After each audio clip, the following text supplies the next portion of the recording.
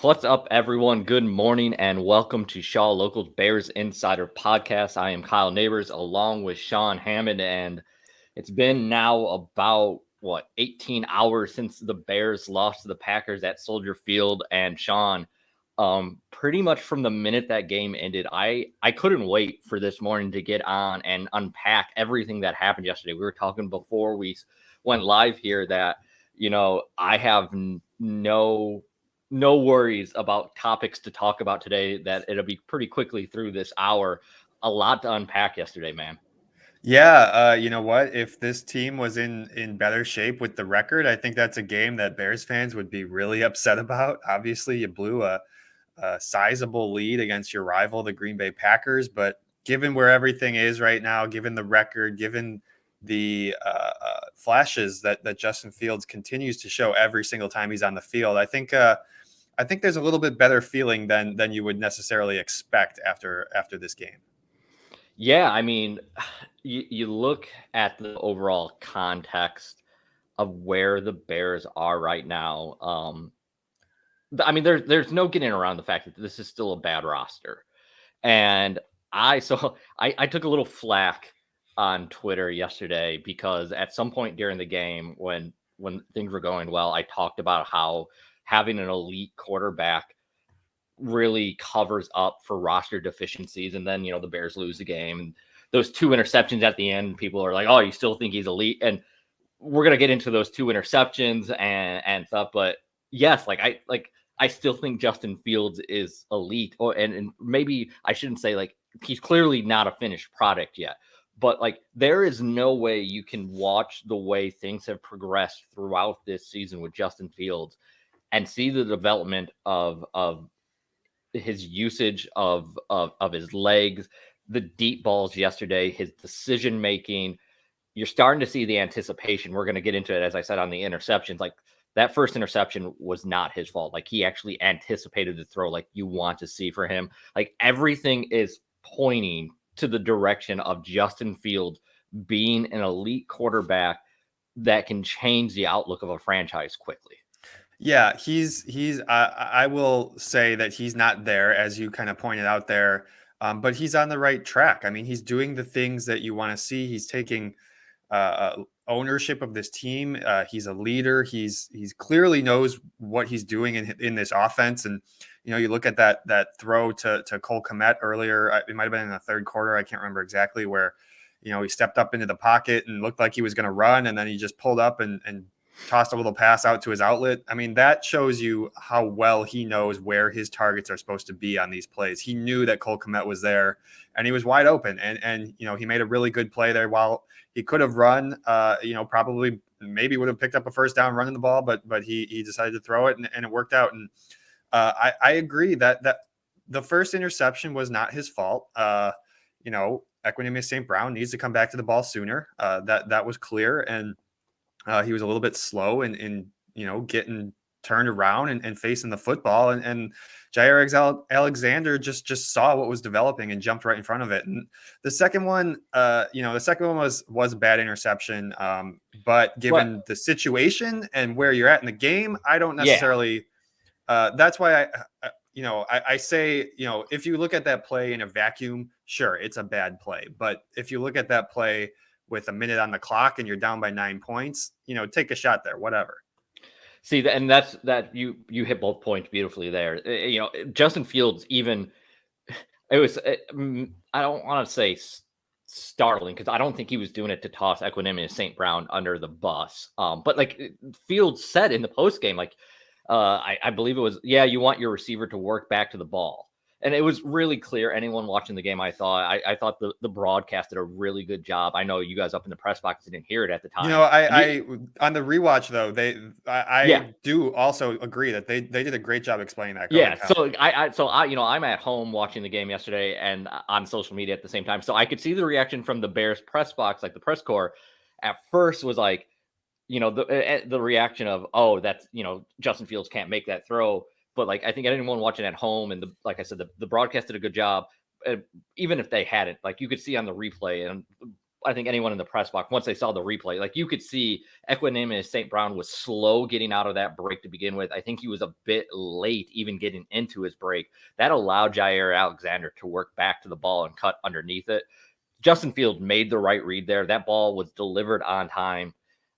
Equanimous St. Brown he has to make that play. He has to be in position. And frankly, if he can't that's a curl route. That is a timing curl route. If he can't run that route correctly, then he can't be on the field, in my opinion. Yeah, and it's a little bit further downfield than necessarily like a 10-yard curl route, but which makes it a little bit, tougher in those knowing when to spin around and make that move. But yeah, you watch Jair Alexander on that play, and he's his helmet is facing towards EQ, and he's St. Brown takes a couple of stutter steps. I don't know if that's the right terminology there, but he starts to slow down to go into that turn, and you see Alexander's helmet just look up and for the football, and right then and there he knows it's coming, and he sees it, and he just jumps right in front of that. And yeah, that was a great play by him. Good recognition. But yeah, Justin Fields did say, like, that's he basically said that that's on EQ, and I think St. Brown didn't talk to the media yesterday, but I think he would probably say the same thing. Yeah. And then it was, and then yeah, going back to that second interception, I completely agree with you. It was a bad throw, or it was an incorrect decision. He had some guys, he had his outlet, his dump off guy open. But sure. As you were saying, like, I understand, like, you're trying to force the ball downfield. You need to score quickly there because you're down 2 scores. Like, you're in a scenario where you have to score quickly, go for an onside kick, and try and get the ball back. You're trying to push the ball downfield. He's a young quarterback. Like, I don't take that as something like that's going to be a long-term issue with him. But kind of to put a bow on where we started, where I was talking about, like this idea of being elite. And I think it's important. We have to put a context on it because, like, elite looks different for different players at the quarterback position in the modern day NFL. And I don't think, in my opinion, I don't know if Justin Fields is ever going to be the type of extremely accurate elite quarterback, like so the ball placement you see out of someone, Aaron Rodgers in his heyday, or like Joe Burrow yesterday, Patrick Mahomes on a weekly basis. I don't know if he has that type of elite ball placement, but he's good enough and improving. You saw it on the deep balls yesterday. But when you combine that with the rare athleticism, like that, the rushing touchdown in the first half yesterday was just kind of laughable. I mean, he looked like he just ran away from everyone, maybe he won't ever have that elite ball placement, but when you combine that with his incredible athleticism and above average ball placement, that's going to get him to that level eventually.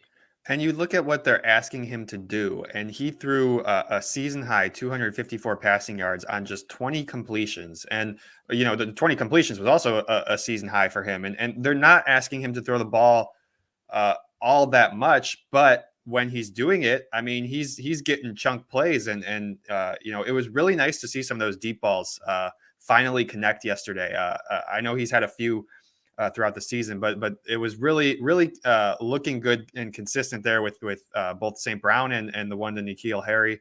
The N'Keal Harry play I thought was really impressive because that was Harry ran a curl route and it wasn't there, and then he just decided to take off running down the left sideline, and Fields recognized it and hit him right in stride. And it was a great catch too. Yeah, absolutely. Jailbreak chiming in here. Everyone, if you are watching on YouTube or on Facebook, type into the chat there. It pops up. We can see it. Love to have you guys interacting with us. Helps us guide the show. If you are on YouTube, give us a thumbs up. Subscribe to the channel. It helps build the channel. It helps other people find the show. It's a huge help. You can leave a comment down if you're watching this after we're live. Do take a look at those and try and, if you have any feedback, even if it's hey, Kyle, looking at myself right now, how about you shave and stop looking like a weirdo when you jump on here? It can be as weird as that. I don't care. Just like comments, it helps people with the algorithm. Of course, as well, make sure you go to shawlocal.com. We have full coverage yesterday. We'll have full coverage from Howells today. Jake Bartleson, Sean Hammond, John Dietz over from the DH helping us out with our coverage. And, follow us on Twitter at Sean_Hammond, at Kyle Nabors. And as Jailbreak was saying, hard to say, Kyle, maybe timing will improve. And I think he's referring to when I was talking about, Justin Fields being elite. Timing and ball placement are different. You can clearly see a very obvious progression in him getting better with his timing, even if it resulted in a pick yesterday, or like you talked about the play, the Cole Kmet, like the timing is getting better and the ball placement is also improvement. I do wonder if he's, like I said, I don't know if he's ever going to get to that elite level of ball placement. I do think he can get to a very good spot in terms of his timing though. Yeah. And you got to look at it big picture when you're talking about stuff like this. And I know a lot of Bears fans have probably blocked it out of their mind, but think about where this was last year and the struggles that Justin Fields had with any consistency in the passing game. And there were those issues with timing and placement. And I really agree, Kyle, that I think those are, while things like that maybe never go away, you're always going to make mistakes. But I do think he's getting better in both those areas. Yeah, absolutely. And just one more thing, and then we'll put a bow on this. I know there's a lot of comments already about the defense. We'll kind of work our way through. There's a lot to talk on the offensive side, and I don't want to get sidetracked. So I think it makes sense. Talk about offense. We'll talk about Luke Getsy's play calling, all that stuff, and then kind of work our way over to the defense. So if you're throwing stuff in there, we will get to it, I promise. But one other thing to kind of tie up this conversation on Justin Fields and what we saw yesterday, and just the progression of where things are, is for Trevor Siemian played better, particularly in that first half, than any of us probably expected against the Jets. The Bears were in that game at halftime. It fell apart in the second half. But let's go back to 2 weeks before, or the week before the Jets game, and then yesterday, right?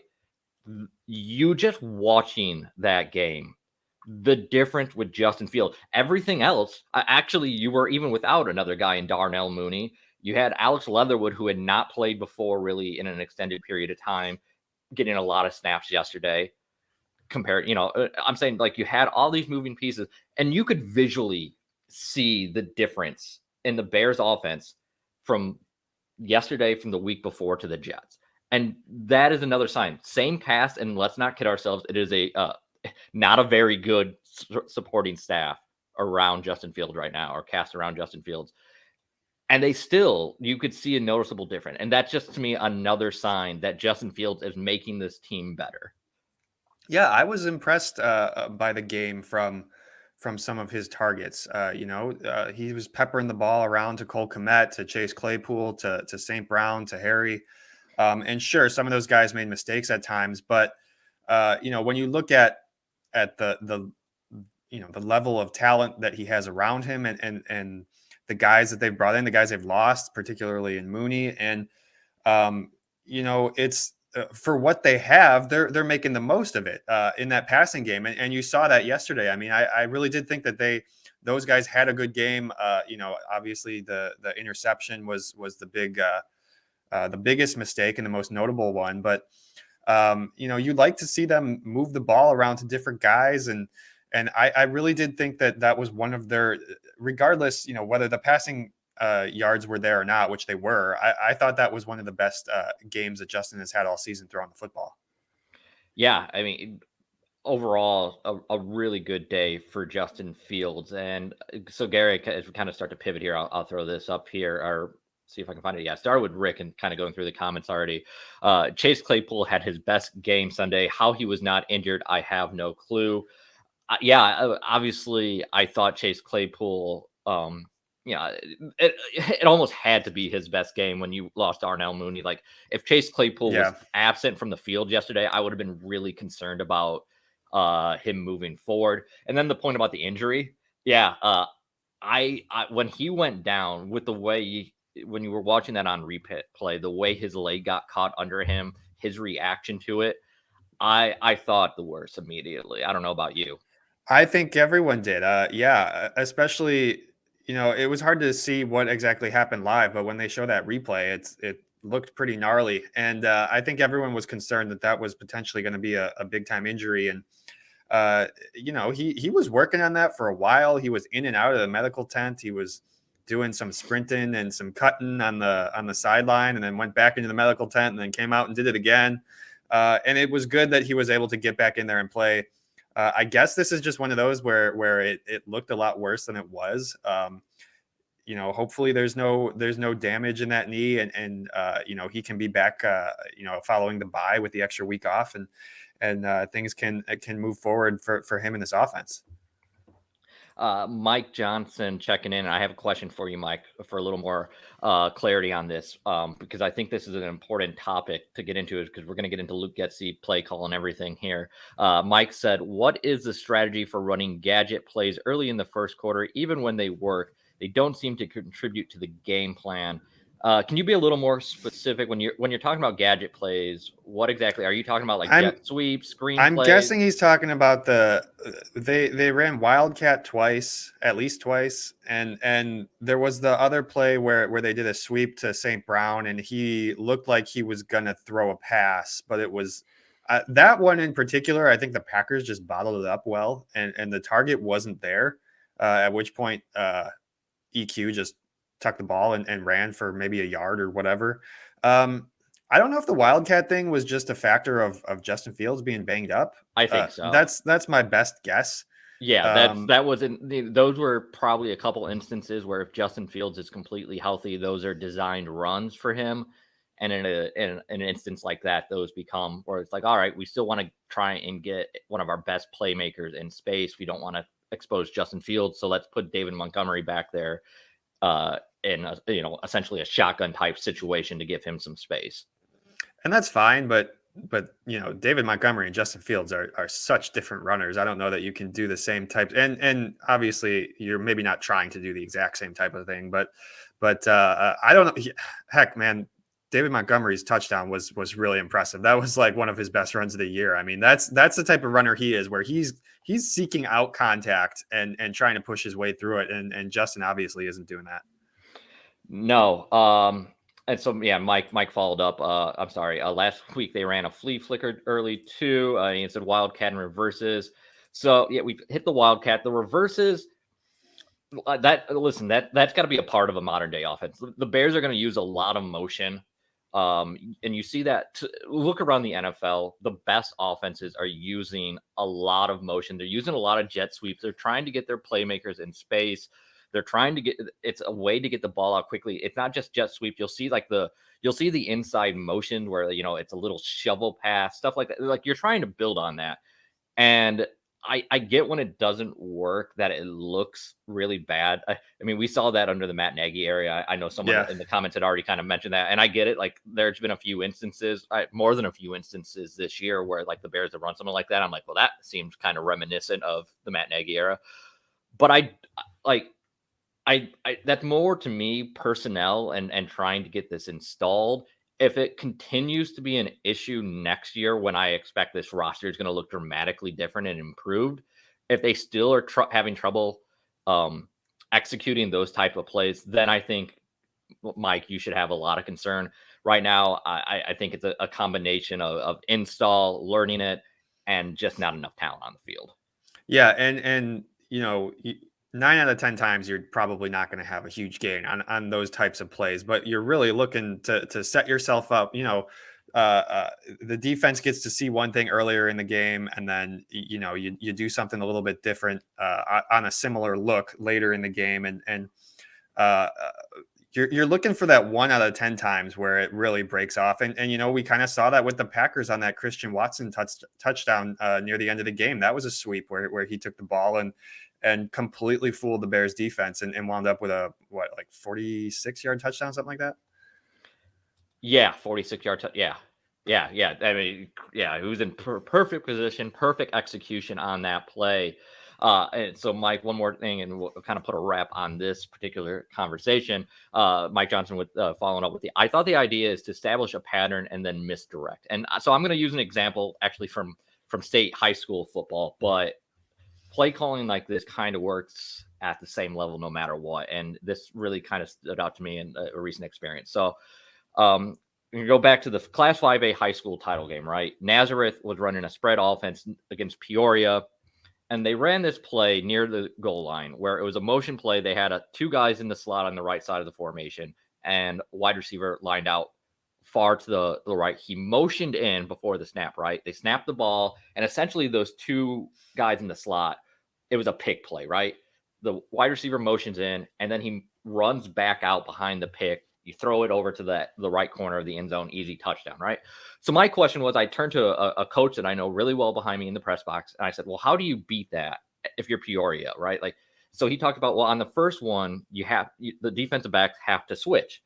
But then he talked about the second. He's like, well, what happens is if you're the offensive coach, then you have the second read. You run that play again if it works the first time, and you have that second read to the that slot receiver, the first slot receiver, and you see if the defense adjusts. And then you have a third route from that other slot receiver, right? And what I'm saying is there's a way. It's not like these guys aren't just playing or putting together a play, running it once, and then they move on to the next play. They're putting together formations, trying to get ideas for how defenses react to one scenario from that preset formation.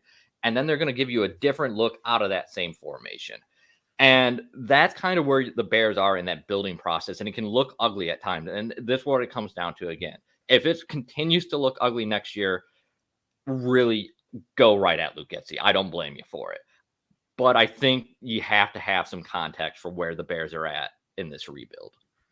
Yeah, and you know what? He's a first year play caller in the NFL, and while he's been around the NFL game a long time, this is Luke Getsy's first time doing that type of stuff and thinking out those play calls and trying to build upon what you ran earlier in the game. And yeah, I couldn't tell you how many times I've gone into the locker room after a game to interview some of these players, and they'll say, oh yeah, we ran that play earlier in the game, and that's exactly what you're talking about. Like, they're not just running the same play just to run the same play. Like, they have different reads off these same plays, and they're trying to see how the defense reacts and when they can go to their second, their third option on some of these plays. Yeah, and they're going to give a defense the same look multiple times because they want to see if the defense adjusts. Like, maybe the first look you get, you realize that the defense is in man and you beat them on it. So then they come out in zone. And so then you're trying to motion the receivers obviously to identify zone and see what type of zone they're running. And it's all a chess game that, frankly, I'm not going to lie, like, it's above my head a lot of times. Like, when a coach explains it to me, like, I'll be like, oh, I see what you're doing there. But like, watching a game, like, I don't get it sometimes, and I certainly don't expect fans to get it. And I'm not trying to talk down or anything like that. I'm just saying, like, there is more of a high level chess game that you do have to consider and keep it in context with where the Bears are. I guess football's a complicated game, and really, I feel like you have to watch a game at least twice to fully understand what was going on. And a lot of times, you watch the TV broadcast, you don't even see where everybody is on the field. So that makes it hard too. And yeah, it's a complicated game, and there's a lot going on that's there's a lot of nuances in every single play on the football field. I'm just seeing Gary Ross, the very most recent comment. I know people were talking about Baker, I think, in the chat. Yeah, Kyle, it looks like he is being released from the Panthers. That's pretty wild. His fall. Like, I was getting sidetracked now. But like, I liked Baker Mayfield coming out of college. Like, I understand why he was a prospect that he was, and he definitely deserved to be a first round or a high draft pick like that. But like, I never felt he was a slam dunk, but he got off to a pretty good start in Cleveland. And I'm like, all right, I feel like I see that progression happening with him. And it's like, I cannot believe how much that has kind of fallen apart on Baker Mayfield. Yeah, I mean, just 2 years ago, everything seemed to be great. The Browns were what they win 10 games or something, 11 games a couple of years ago in 2020, and it's pretty wild. Ever since that shoulder injury, it just hasn't been right, and I don't know what happens next for Baker. Gary in there says, yeah, Baker to the 49ers. Maybe that's another one. The Jimmy Garoppolo is going to have surgery. And that's one of those teams that you and I all season long, Kyle, we've been saying, you know what, we kind of like them to sneak up, even though the record's not super impressive. They're going to be a dangerous team in the playoffs. And now for the second time this year, they've lost their starting quarterback. Yeah, the Niners have been kind of snake bitten by injuries, obviously at the quarterback position, but Trent Williams had been in and out of the lineup. Christian McCaffrey, they make the trade. They're kind of managing a knee issue for him. Debo Samuel had a deep bone bruise, and we're getting completely off base talking about the San Francisco 49ers right now. But the Bears are 3-10, and we are starting to get into the playoff picture to where I feel like it's a little more fun to talk about it when you get to this point.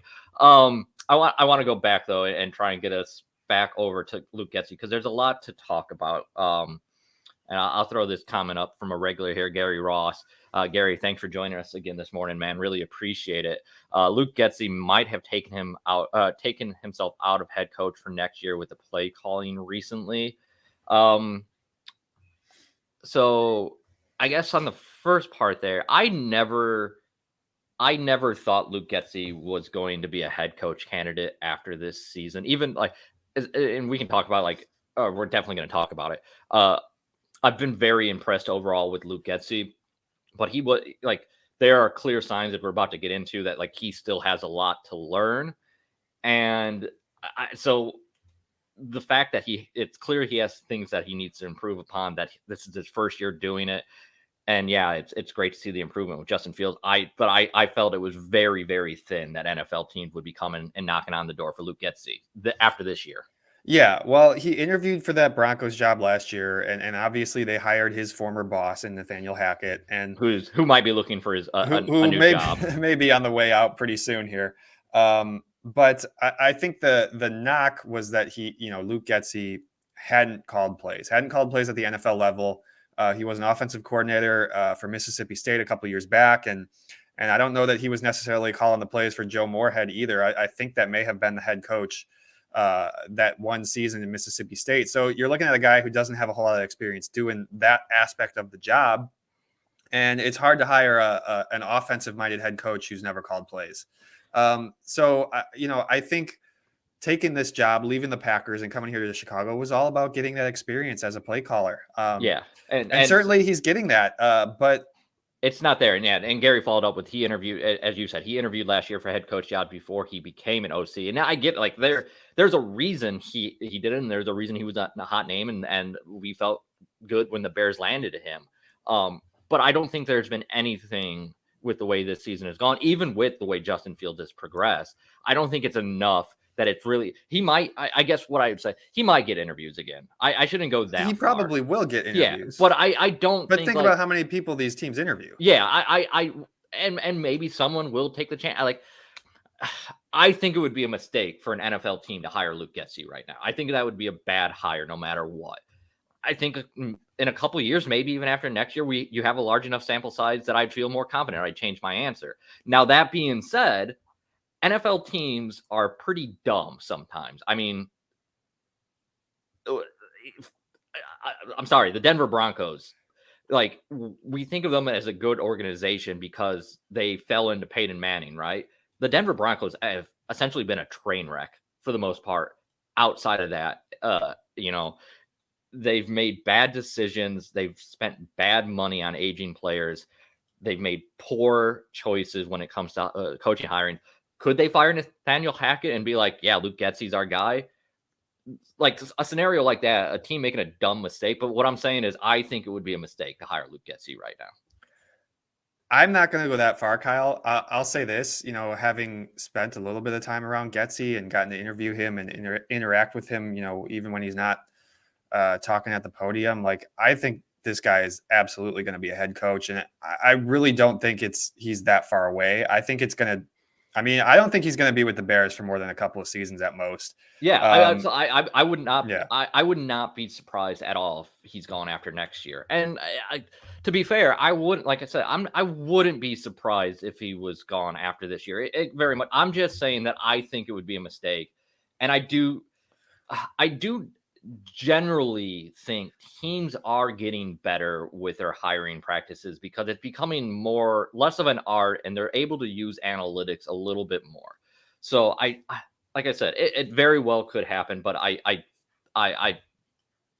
don't think yesterday is going to impact him overall. Although and this is where we get into, and now Mike's getting into. I'll drive Getsy to the airport myself for the team that's looking to hire the next Nathaniel Hackett.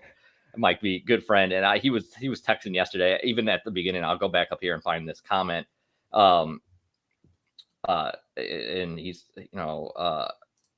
Miami, Detroit, Atlanta, Green Bay, 4 losses where you had the best player in the game and took it out of his hands and lost.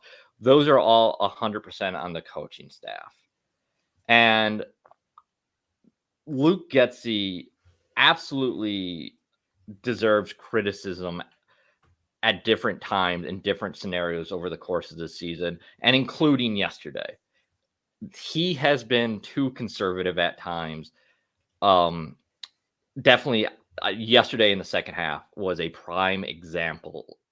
I felt very conservative. The way the Bears started out in that second half, like the Packers put together a really good drive to end that first half. The Bears came out, they got off schedule, they got more conservative. A very easy example. This is the very obvious example was that 3rd and 5 play after you have the bomb to N'Keal Harry, which by the way, he needs to be on the field more. Like if he's able to go up and make that type of play, that was a fantastic adjustment to a ball that was placed well by Justin Fields, but still, like that is a ball that on the outside shoulder, Harry had to turn around and haul in. Like for whatever reasons that their Bears are concerned about giving him a higher snap count, I feel like the last few weeks, throw it out the window, get him on the field, see if you can build on that. But outside of that, right? So then they become conservative on that 3rd down call. They don't pick it up. The block or the field goal attempt gets blocked. Criticize Luke Getsy all you want for that. That's completely fair criticism for him. But overall, in the context of the season, I feel like you've seen Luke Getsy. It's like the offense has clearly progressed. It's gotten better despite the deficiencies, despite a rotating cast on the offensive line, despite different wide receivers and frankly overwhelmed wide receivers. You've seen significant progression out of Luke Getsy, out of Justin Fields. So yeah, like there are things that you can be upset with about Luke Getsy, and as I said, completely legitimate reasons. But at the same time, I think there's a lot of reasons to be very optimistic about the direction of the Bears offense and of Luke Getsy as an offensive coordinator. Here's my question, and we will never get a clear answer from anybody on the team or the staff about this. But in that situation, 3rd and 5, you're up by 2 points early in the 4th quarter. You essentially play for a field goal on 3rd down. And we've seen them do that several times throughout the season. And I get that in certain situations when it's 3rd and 15 or 3rd and 12, but it's 3rd and 5. You're essentially in the red zone. They might have been just outside the red zone, and you play for a field goal. Whose decision is that really? Is that Luke Getsy's decision, or is that Matt Eberflus saying, "Hey, let's be conservative here and play for the field goal, make it so that the Packers have to get a touchdown"? And I haven't looked at the analytics behind that, but I gotta think that the analytics in that situation would say go for the 1st down and get yourself a touchdown. I mean, yeah, sure, a field goal makes the Packers need a touchdown rather than a field goal of their own. But if you're trying to win the game, you're trying to score touchdowns, and I don't think that you can. You can't be handing the ball off for a 1-yard gain in that situation. Yeah, keep the ball in Justin Fields' hands. Certainly, he could he could throw for a 1st down, but he can also run for a 1st down. He's your best runner. I would definitely want to see the ball in Justin Fields' hands in that situation. Yeah, absolutely. And so Mike following up here, Mike B says, do we really know that Getsy is responsible for the progression of this offense? Is it possible to know that if it wasn't really Justin's idea to run the Baltimore offense and the coaches agreed to adjust? A lot to kind of dig into there because there are several things. One, I don't think it was Justin Fields that said we should run the Baltimore offense, but I'm also not sure it was just Luke Getsy. I'm pretty sure that was probably them looking at it as a staff and like, all right, we got to find a way to fix this offense. Let's look around. And I think that was probably the thing. But like, yeah, we don't know that Luke Getsy was the driving force behind that. We are making that assumption. But you're also making the assumption that, as Sean, I think you said there, Mike, you're making the assumption that it's also Luke Getsy that is getting conservative in like the situations yesterday, where it could be Matt Eberflus saying, yeah, let's stay on the conservative side here. Well, look, and frankly, that's what Matt Eberflus's role is. He's not calling plays for the offense or the defense. He's looking big picture. I would bet he's making those decisions on when to be aggressive and when to be conservative. Yeah, and now, if that's the case, that's and that concern that I'm talking about kind of shifts off of Getsy moving forward. And next year, I'll be concerned about Matt Eberflus. Like they have to get more aggressive if they're going to be a modern NFL offense. If they're going to be an offense that, let's not kid ourselves, even if they're going to invest a lot in this defense, and we're about to pivot over there. There's a lot to talk about the defense right now. But even if they invest in the defense, I don't think this isn't the type of Bears team that you saw in the past where they're going to pour a ton of money into the defense and it's going to be an elite and they're going to win games. They want to be an offense that can win shootouts, and they just good enough on defense to get some stops. You know what I mean? Like they want to move the ball. Like the Kansas City Chiefs are not an elite defense, but there are things within that defense, and you saw it, or you see it fairly often. It kind of broke down a bit yesterday, but like they're good enough to, with the offense that they have, to be in contention each year. That's where the Bears need to get to. And when they get to that point, part of the reason you're able to overcome shortcomings on defense is because you're aggressive on offense. And Kansas City, Cincinnati, you saw it in the game yesterday. And you know what? For as critical as I often am, I'm not a big Matt LaFleur guy. But like yesterday, you saw Green Bay being aggressive on fourth down calls. The Bears need to be more aggressive in those situations. And one of my big frustrations isn't actually the 3rd and 5 call yesterday, and this is more of a season-long thing that hasn't changed, is there's a lot of situations where the Bears get off schedule, whether it's on 1st or 2nd down. Maybe it's 1st and 15 because of a false start, or a 2nd and 12 because they lost 2. And you're still seeing a lot of run plays in those scenarios. And I don't think offenses should be 100% pass heavy there. Like that's where you end up a lot of 3rd and long situations. I get it. But when you're already off schedule, you're going to make up yards quicker on average, more often than not, passing ball than running the ball. There was a situation yesterday, I want to say it was 2nd and 12 or 1st and 15. I can't remember what it was, where they had a delayed handoff to David Montgomery to the right side, and he picked up like 10 or 11 yards. And that's fine. And that's going to work occasionally. But I would say right now, it's still too heavy where you're seeing that handoff, that delayed handoff. Let's try and, the draw play, get 5 or 6 yards back here. And maybe, too often that ends up being 3 or 4 yards, and you end up in a 3rd and 8, 3rd and 9, 3rd and 10. So that is another area where the Bears have to get more aggressive. I understand why it is the way it is now, but that's actually more concerning to me long-term than like these 3rd and 5 play calls right now, if that makes sense. Well, and despite Justin Fields' improvements over the season, you're seeing them make some of those same calls and continue to be conservative in those situations, whether it's coming from Luke Getsy, whether it's coming from Matt Eberflus. I really do think that there's, they're really trying to limit the major mistakes in those situations. And you would like to see them flip that switch and say, okay, we had a little bit of setback, but let's keep attacking, rather than just, trying to not make the mistake or trying to not put your defense in a bad situation. Gary here talking about, he also referring to, he also called a sneak with an injured QB. That's on Getsy. I get why. Go ahead. I didn't have a problem with that. You know what? Yeah. If he's out here, if he's playing, you're going to play your game. And you saw that with the way he was scrambling, and there were some RPOs called. It's not like they weren't running Justin Fields. If his shoulder is good enough to run the ball a couple times, I have no problem running a QB sneak there. So he, the 2 things I want to say there with the QB sneak is, one, I mean, obviously, they felt comfortable enough to have him out there. So I wasn't particularly worried about the injury, especially with the way the game started. Like you could tell he was in good shape. Like it wasn't something where I felt like he was going to take one hit and that was going to be it. But that being said, they got the ball out quicker out of his hand yesterday than I know you're sitting down. You'll be working on Bear Down Nerd Up. Make sure everyone you go to shawlocal.com, plug that right now, and read that. But one thing you always look at is you look at like that time to release or whatever that statistic is. I can't remember offhand what they call it, Mm-hmm. but I guarantee you yesterday was going to be, if it wasn't his quickest, it's going to be near the top of his quickest time to release. The Bears were clearly trying to get the ball out of his hand quick to limit the hits he could potentially take. And at the end of the day, like that QB sneak call, the Bears were trying to win the game, even if they're conservative. And you're behind frankly, a patchwork offensive line. Your best scenario there when you're trying to pick up a half a yard is that QB sneak. So like you're gonna make that call. As long as you think he's healthy enough, they clearly did. So I don't think that was a bad call by any means.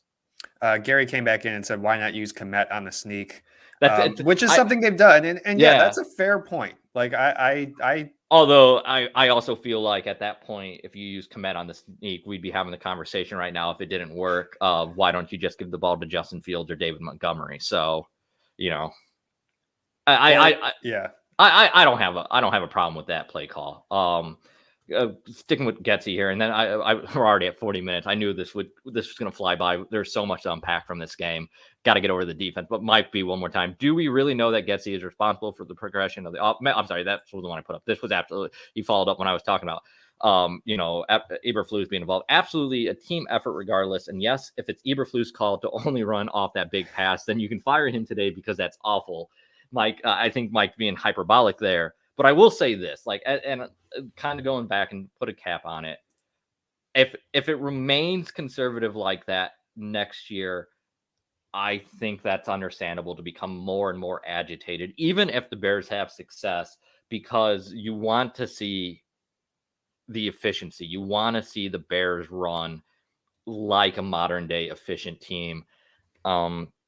That I know someone had mentioned Sean McVay earlier, like Sean McVay, like Andy Reid. Yeah, and listen, Andy Reid isn't perfect. No coach is perfect. Bill Belichick had a pretty bad game on Thursday evening. One of the best coaches of all time. He had a bad game. Andy Reid, there's times where like his clock management, like it's bad.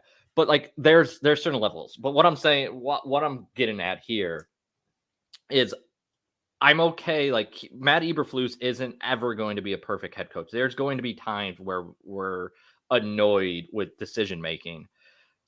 But next year, you want to see him closer to like the level of mistake Andy Reid or Bill Belichick means. And I understand that's high praise, right?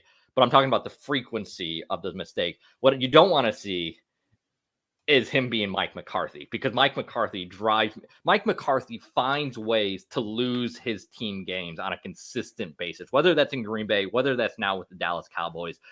I want to bang my head against the wall watching Mike McCarthy with the way he runs an organization. And go ahead, Sean. I can see you're ready to kind of follow up and help me out here. I was just going to say, I think we'll have a pretty good idea once we get a few games into next season, whether is this just a philosophical thing with Matt Eberflus where you got the defensive head coach, you got seems like somewhat of a conservative head coach.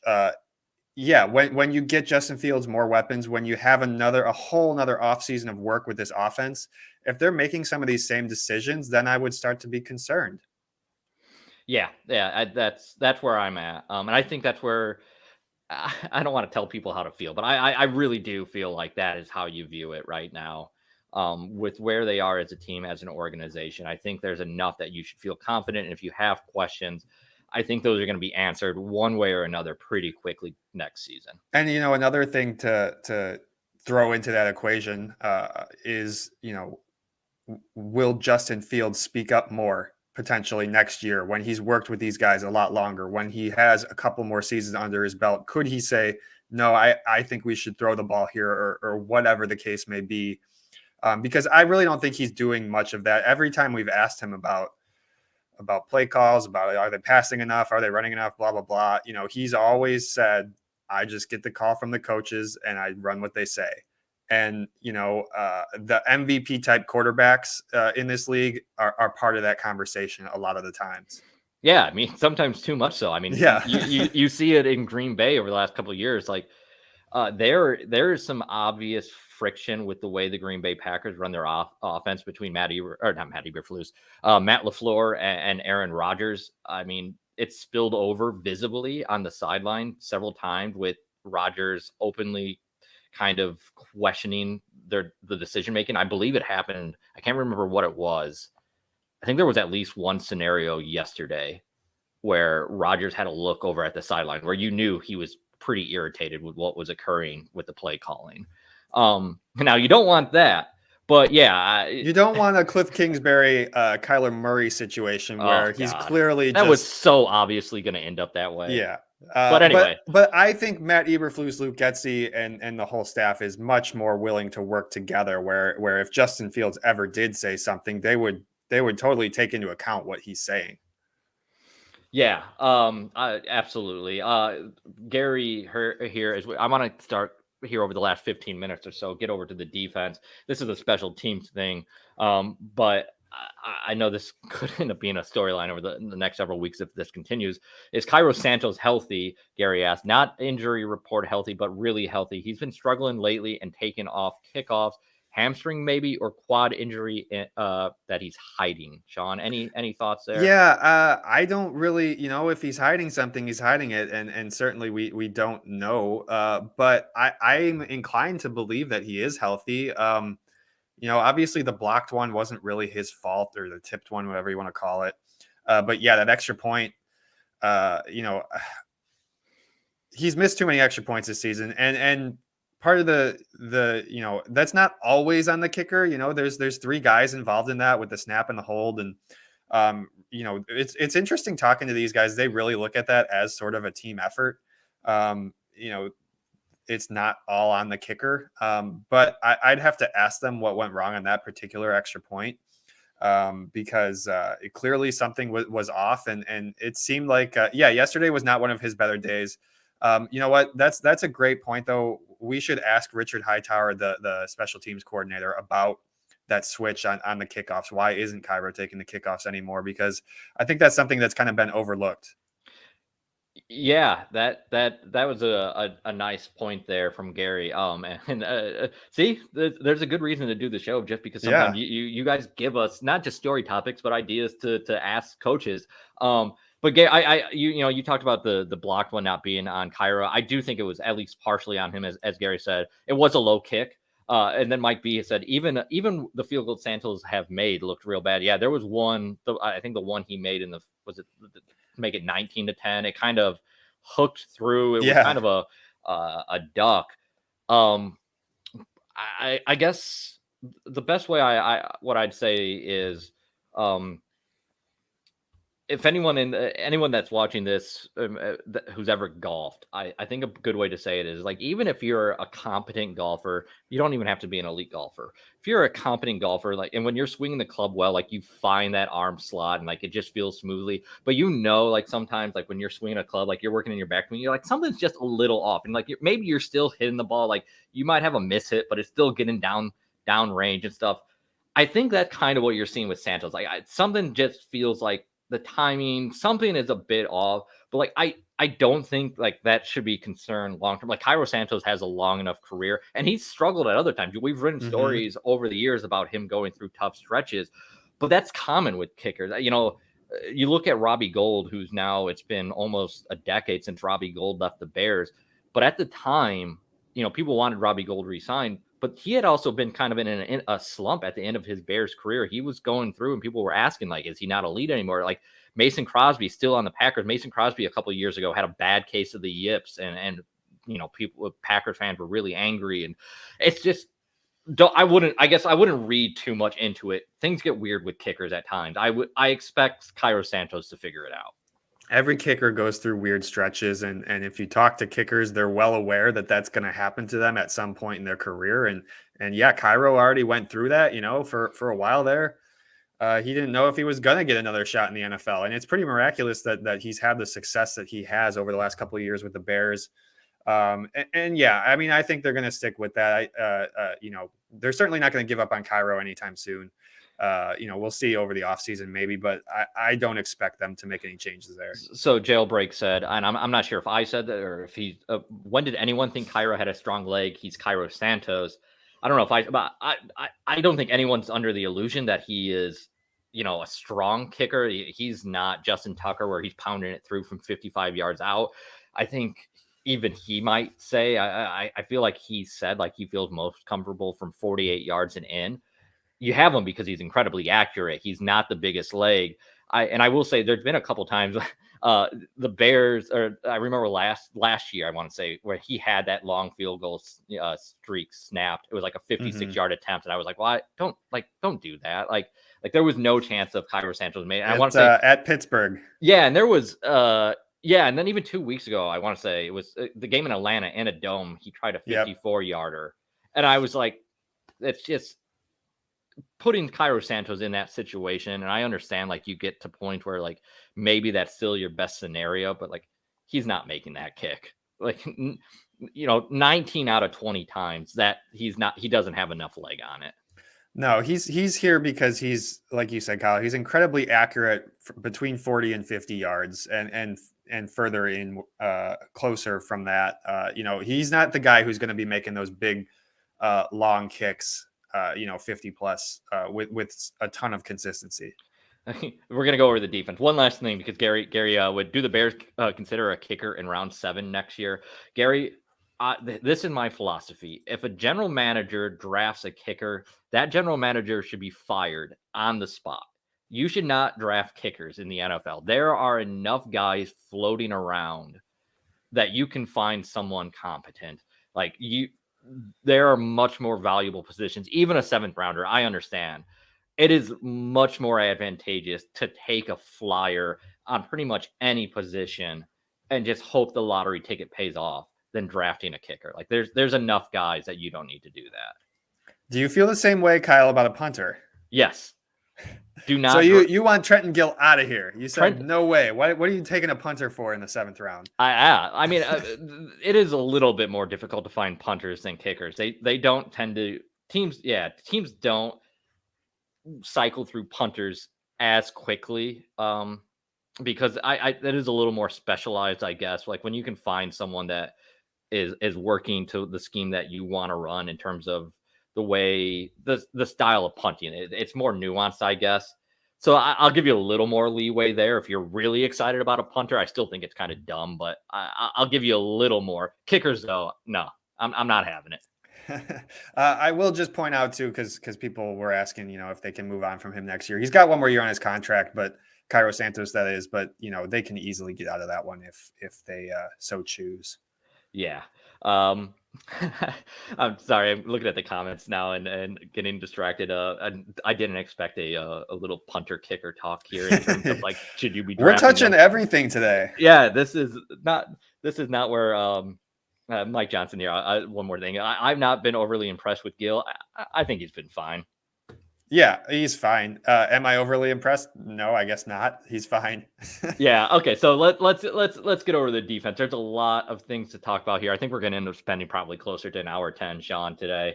Hope you. Is that okay? I don't know what time you have to be over to Hallister. No, I'm all good. I'm right. Here to talk Bears with you. Yeah, I don't want to cut off 7 minutes of just defense because it's going to take us longer than 7 minutes to break down defense. Although I think everyone knows what's happening at defense right now, particularly up front with the pass rush. We'll talk about that, but let's start in the secondary with Mike Johnson. First off, starting talking about how did Hicks do at safety, and let's zoom out, and then we can talk about Hicks. Yeah. I overall, considering what the Bears were running out there yesterday, no Kyler Gordon, no Jaquan Brisker. No Eddie Jackson. You're starting 2 undrafted rookies. No Kindle Vildor either. No Kindle Vildor. DeAndre Houston Carson has proven in the past to be a competent NFL player, not above average by any means, but like he has a spot in the NFL, whether that's on the Bears or, they don't renew a contract and he ends up, what I'm saying is he deserves a spot on an NFL roster.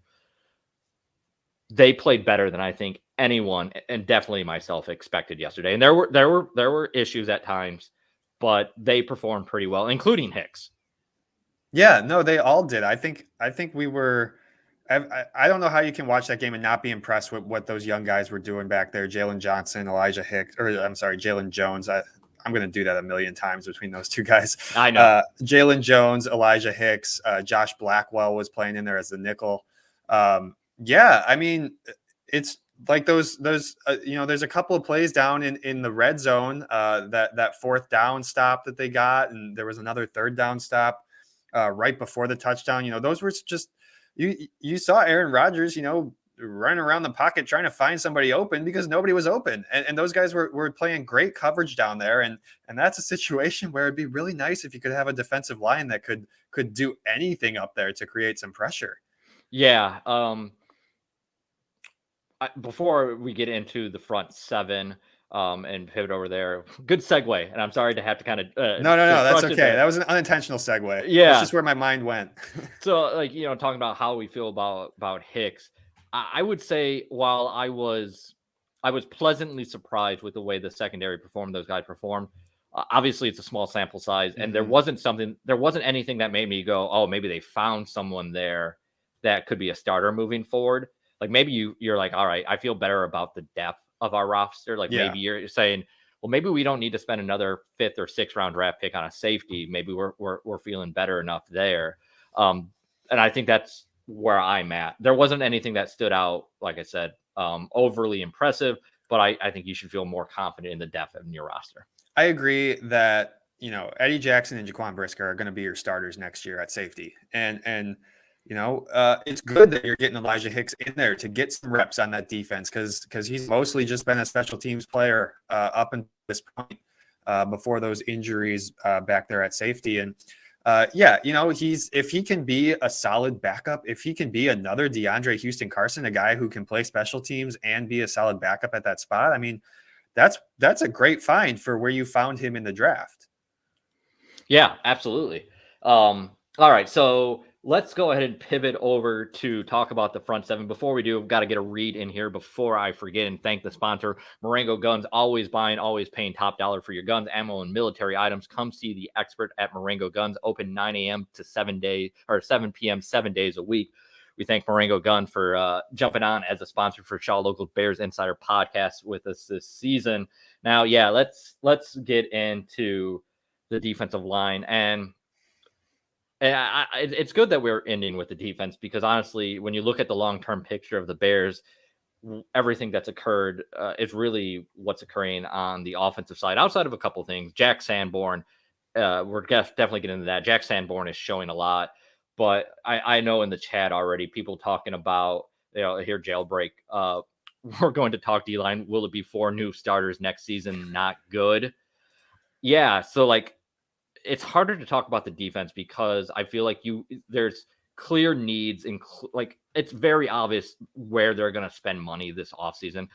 On both sides of the ball, but more so on the defense. It's very clear they have to get better in the pass rush. They got to get better on the interior against the run. The linebackers, as Jack Sanborn has played well, Nicholas Morrow is okay, but I think that's really clear where they have to get better. So let's spend some time here, but at the end of the day, it's going to be different next year. So we can be upset with the defense right now, but it's not really going to change and it's going to look a lot different next year. Yeah. Are they going to have 4 new starters? I don't know. I mean, I still think Travis Gibson is going to be a part of the mix.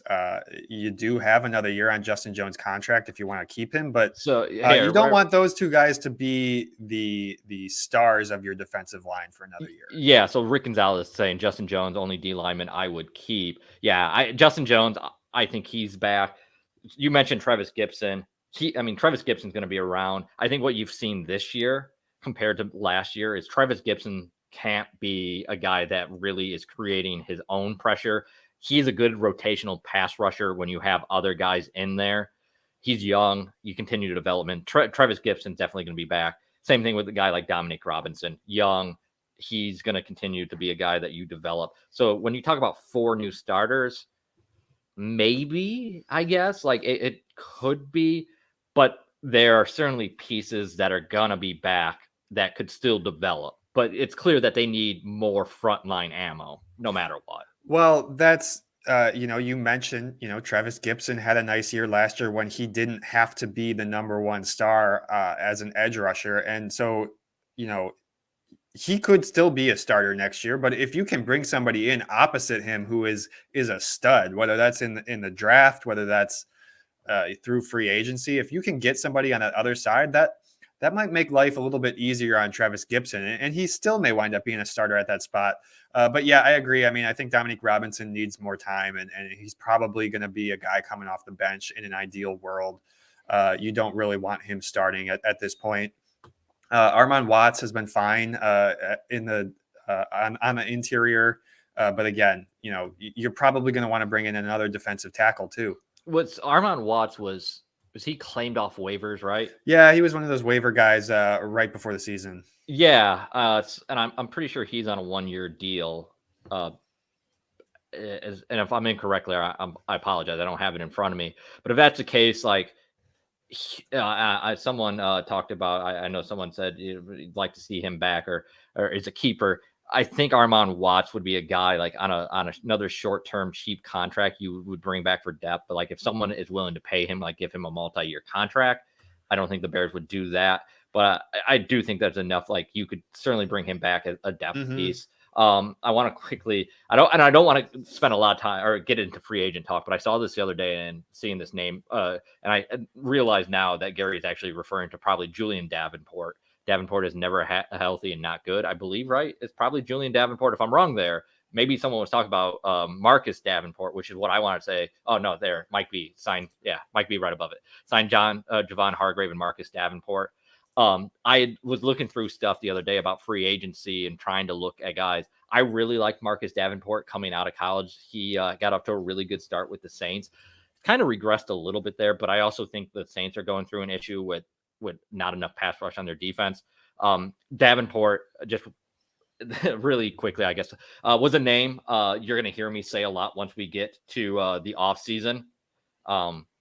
Gary, Marcus is awful. I absolutely I'm going to disagree with you on that, Gary. I don't think he is an elite guy by any means, but I think that he is a very solid player that is the type of guy that would significantly improve the Bears defense and still has a decent amount of upside.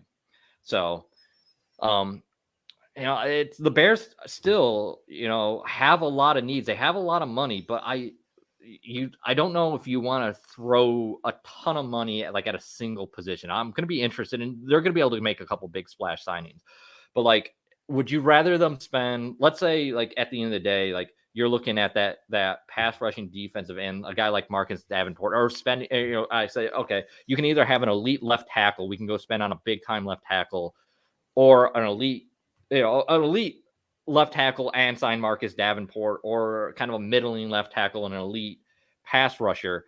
Those are the conversations to have, I guess. But that's where Marcus Davenport kind of falls in, where I think can be an above average player that would allow you to maybe spend elsewhere. This is all a conversation we're going to be having down the road.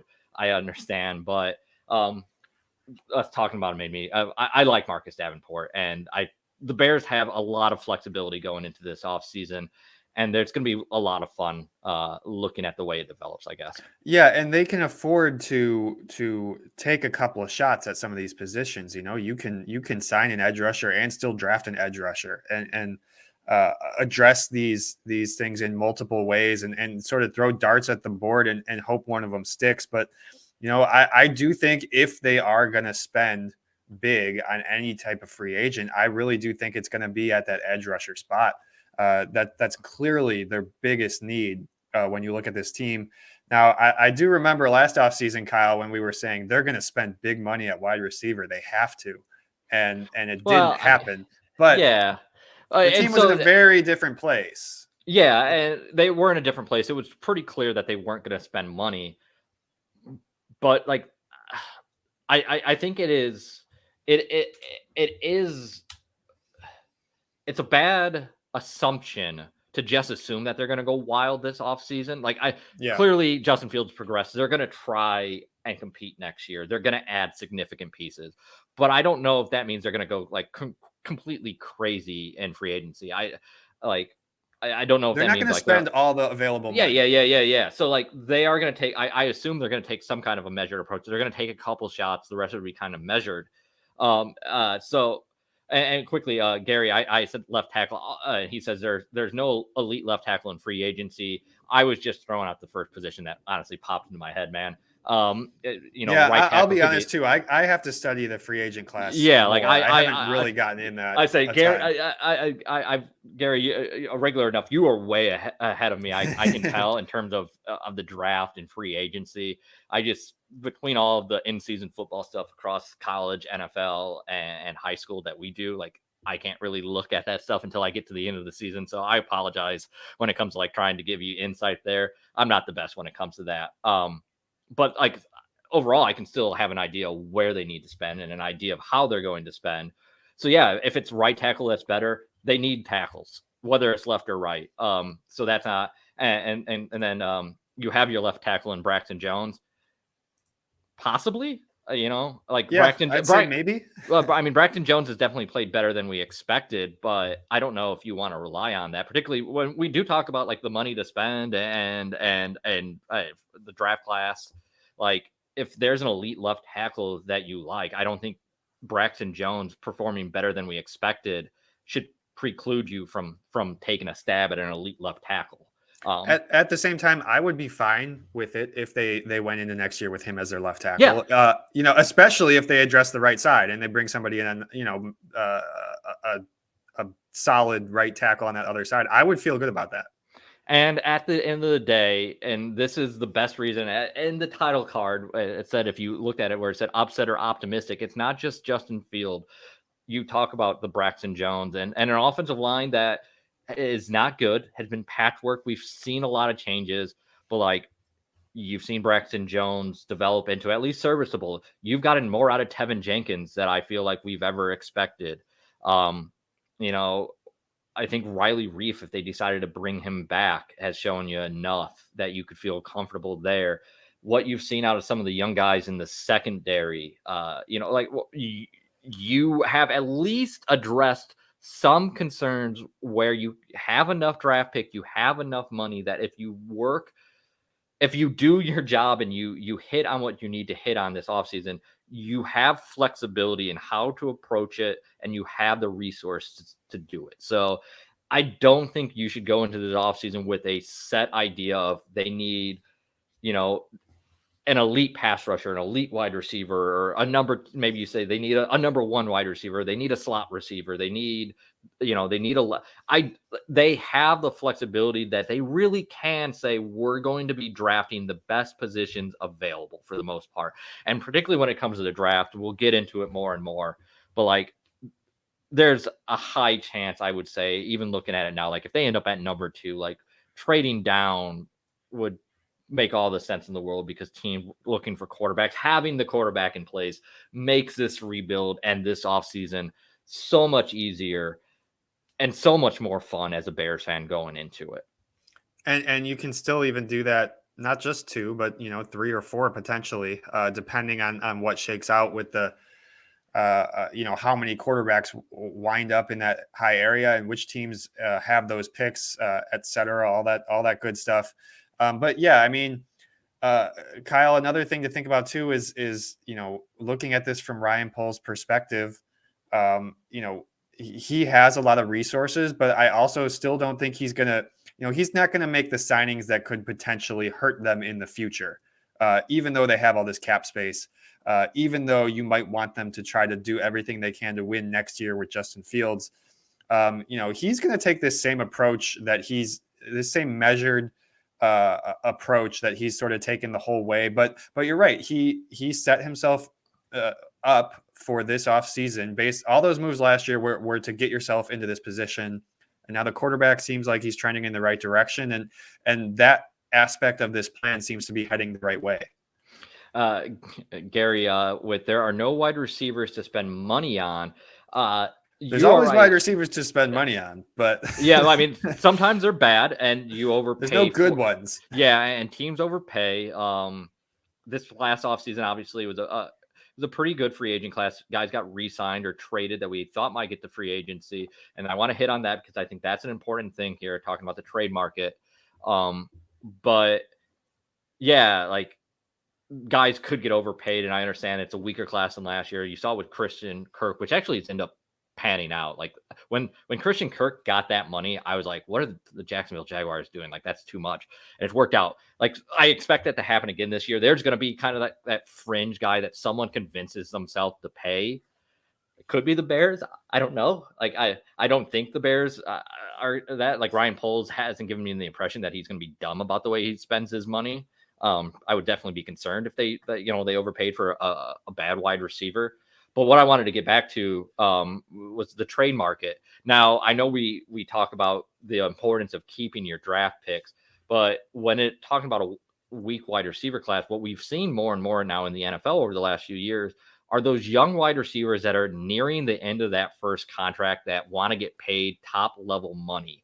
Like obviously you look last offseason, maybe you don't want to trade for a guy like Devontae Adams, even though he's been incredible for Vegas. Like maybe you say, I don't want to give up the amount of capital the Packers did and then have to pay him that contract at the age that they did. I think it was like 31, he's 31 or so. But like you look at a guy like AJ Brown, right? Still gave up a lot for him, but he was young. They paid him. Hollywood Brown was traded last offseason. Like the way the NFL is progressing, I've already seen, I can't even remember what the names were. There was already a couple names I saw kind of floated as potential trade market younger guys near the end of their first contract. Now you don't want to I wouldn't say like the Bears should be giving up the first round pick for him. And unless you were able to trade early, like and get, if you traded, I'm getting way down a rabbit hole now, but if you traded, let's say you wanted to trade out that second pick and you end up with multiple first round pick this year and you say, okay, I want to give up one of those first round picks to get an elite wide receiver, that would make sense. But that probably isn't happening to like draft day. And those wide receivers like that are probably traded before the draft. So maybe that's difficult to do.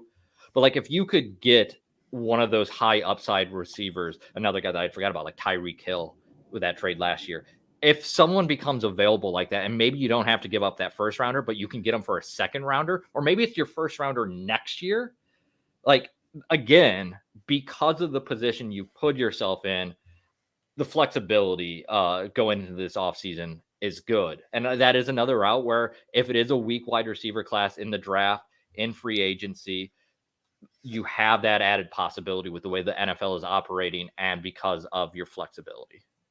Yeah, and it all comes back to what we were talking about way earlier in the show is it was good to see Chase Claypool get some catches in this game, and we definitely want to see more from him over these final 4 games. And you can hopefully feel pretty confident about where you're at the wide receiver position with him, and once Darnell Mooney's back next year, the ideal situation is you don't have to really spend a whole lot at that wide receiver position because you got a couple of guys who you feel good about.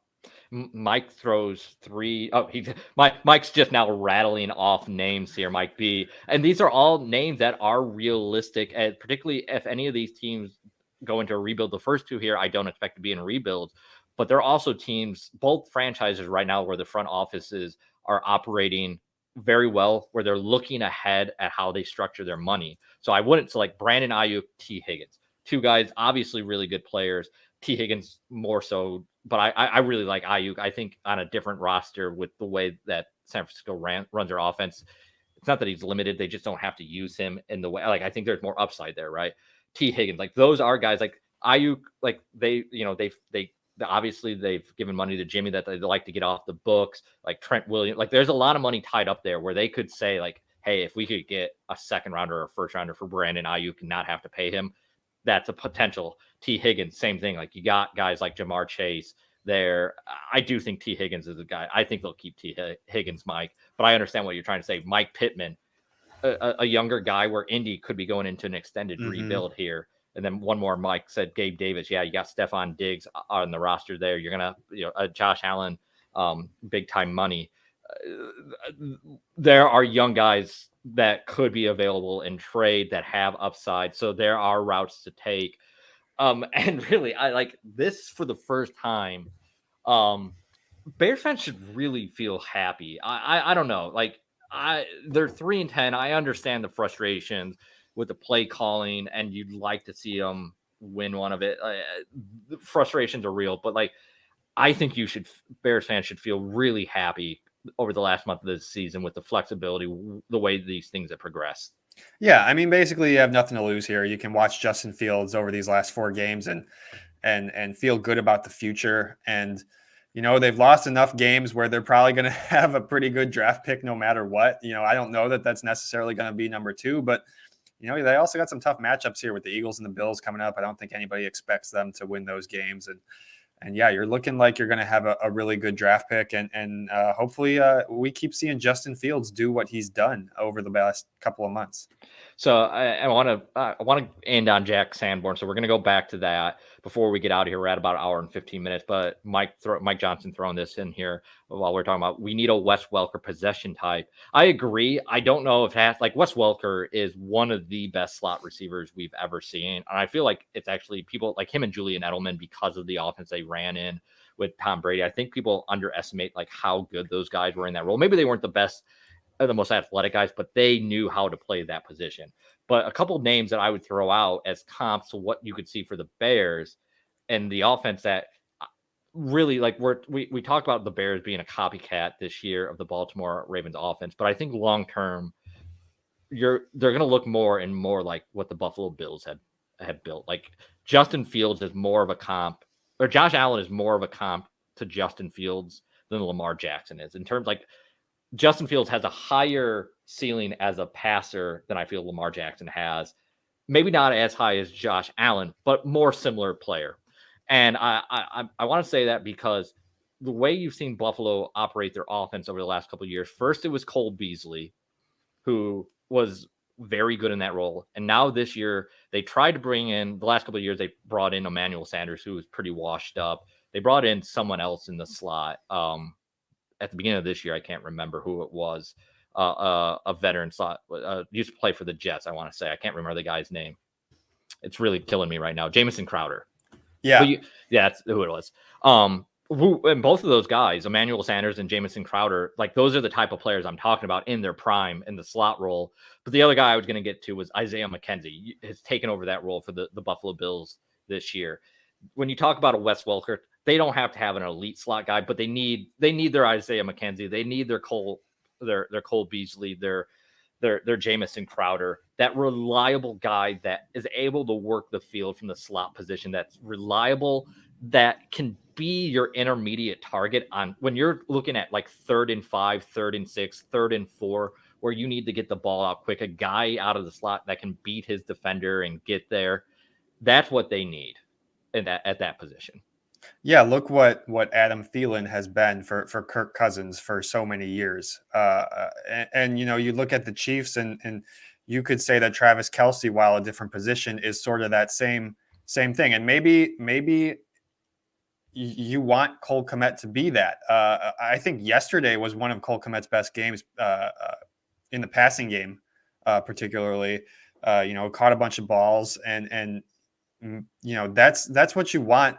He could potentially serve that role, but it comes back to what you want to be as an offense. Do you want to be a carbon copy of the Ravens or the Bills or something else? And yes, and Gary, certainly Mark Andrews is that for Lamar Jackson, but is that really the type of offense that you want to be? Because I don't know.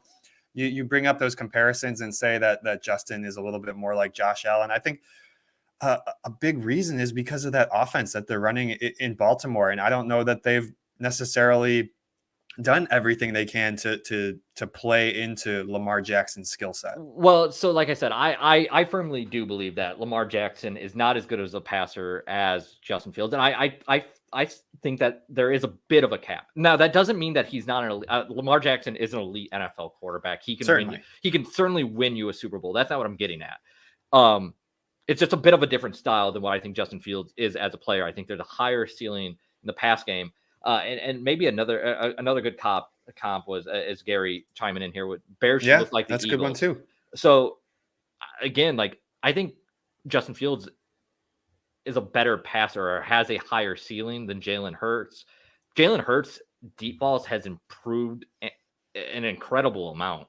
He's gotten a lot better with deep balls. his short range game is actually where he kind of struggles still. And I think that's going to remain an issue for Jalen Hurts, where Lamar actually is better on the intermediate throws and his touch on the deep throws struggle. Jalen is really good downfield, struggles on the short throws. I think Justin Fields is going to be better in both of those areas, which is why I think he has a higher ceiling than both of those guys right now. But the difference is, and the reason things are looking really good with the Eagles, and if you want to look like the Eagles, I completely understand. Yeah. Their offensive line is really, really good. Their play calling has been good. But outside of that, for Darnell Mooney has been, really good. You'd like to think that it's still available for Chase Claypool, but like the Eagles went out and traded for AJ Brown, and that he is a stud. I mean, anyone who's listened to this show long term knows that I have a giant man crush on AJ Brown and loved it when the Eagles traded for him and thought it was complete lunacy that Tennessee didn't pay him.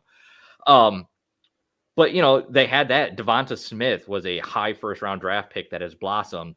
Dallas Goedert, whenever he can actually stay on the field, is a very maybe not an elite tight end in terms of overall, but he's very athletic and big, and like he does things in that offense that work well with it.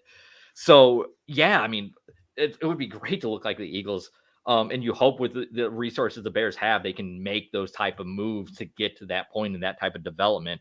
But the Eagles, I mean, they're humming right now. That is a really, really good team. Better than I thought the Eagles had a good chance to make to the Super Bowl. Like, I think they're a heavy favorite in the NFC to make it to the Super Bowl.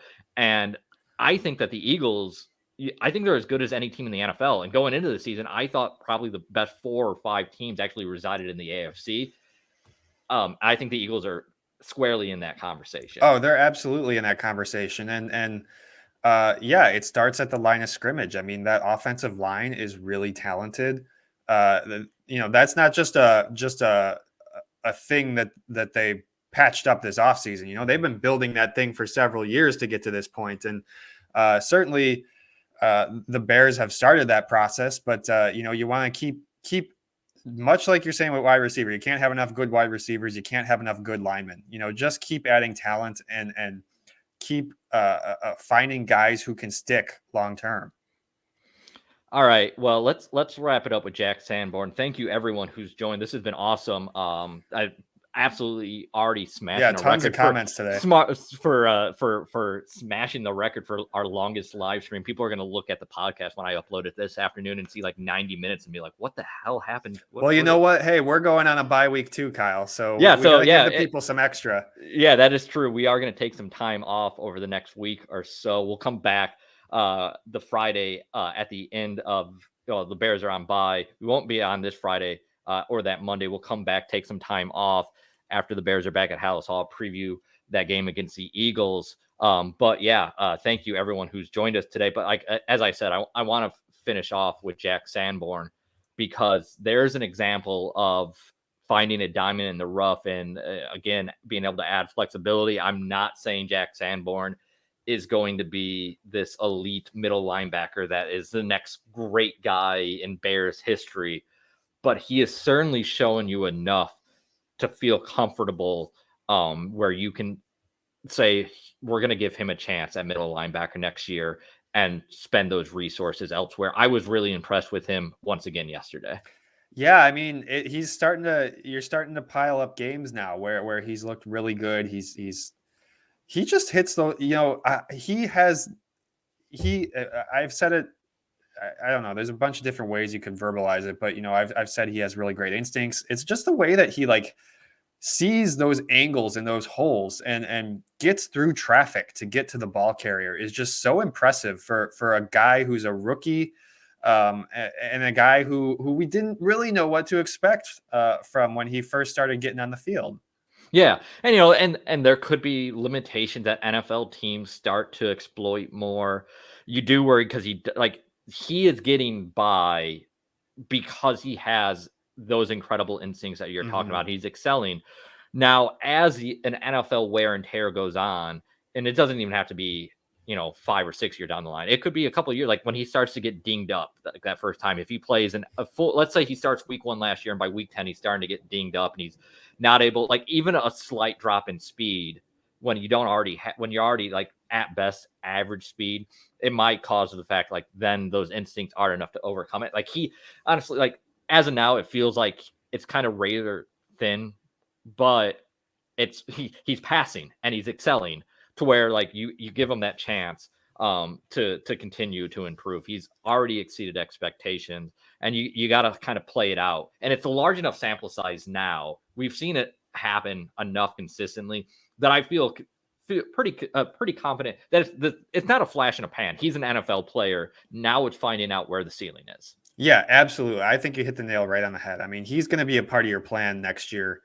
Yeah, like you're saying, barring any injuries that sort of set him back or something like that, he's going to be a part of your plan. And, they still might bring in another linebacker. We'll see what they do with Nick Morrow. We'll see what they do with that third linebacker spot. But Jack Sanborn's going to be in the mix. And I think that's really exciting that you were able to find a guy like that, undrafted, who had a lot of experience at the college level, and you gave him a little time as a backup before the Roquan Smith trade.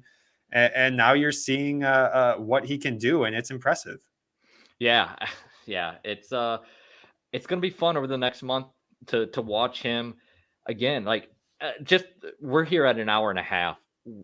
The comments are going about as best as they've ever had. I can, I don't know. We got good viewership, and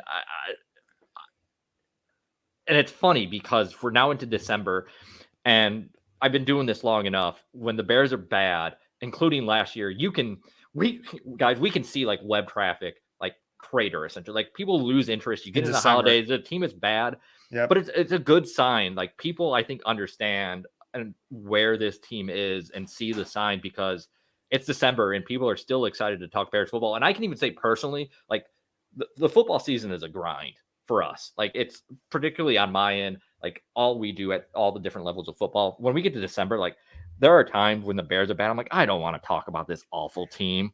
Like, but like I woke up today like excited to talk about it because like there are actual good, fun things to talk about this team and to watch over the last month of the season. The future is bright.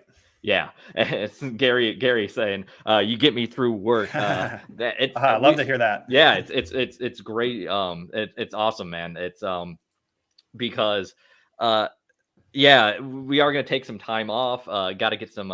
We will have plenty of content for you at shawlocal.com. Stick with us there.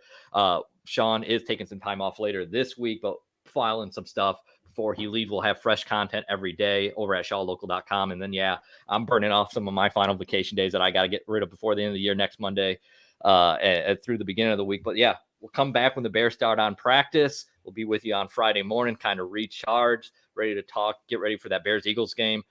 Mike, go ahead and throw it in the chat right now with Pound the Over. I know you're already thinking about it, man. So it'll be a fun one to discuss. But Sean, anything else before we get out of here? No, I think we've touched it all. And seeing here. Well, we'll cap it with this. Mike B, future tickets will be taken on Fields MVP and Offensive Player of the Year next spring. See, that shows you the tenor of Bears fans. Everyone, enjoy the week without the Bears. It's fun to watch this team right now, but it's also fun. I enjoy when the Bears are off to be able to sit down, turn on NFL Red Zone at noon instead of focusing on one game and watching everything that's going around the NFL. So let's go ahead and get out of here, Sean. Everyone enjoy this week off. We'll be back with you next week. Thank you for tuning in. For Sean Hammond, I am Kyle Nabors. This has been the Shaw Locals Bears Insider Podcast. We'll see you guys next week.